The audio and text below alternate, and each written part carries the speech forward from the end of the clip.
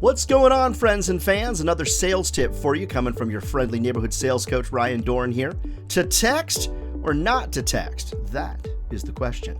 Well, is it really the question? I mean, I think we're to a point now where texting is pretty darn common amongst friends, among colleagues, amongst business professionals, but I like to always use a little bit of sales courtesy sort of in my texting protocol. For example, if I've never met somebody before, texting is not usually my first line of defense. Now, maybe I've met somebody at a trade show, received their business card, their cell phone number is there. Then sometimes after I've exhausted email, maybe trying to call them, I'll drop them a text. But I think there's just a little bit of courtesy that, kind of goes into play there. Is texting my first line of defense? It's not.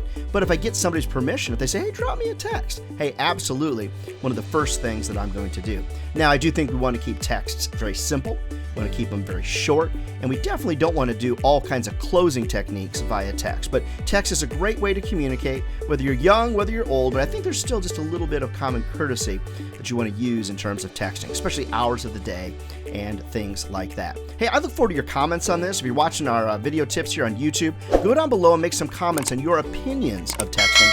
I think that'd be a great way for us to discuss this topic, which seems to still be a little controversial to a lot of people. I never text people. Well, yeah, okay, I think it's 2023. It might be time to step up our sales game just a little bit.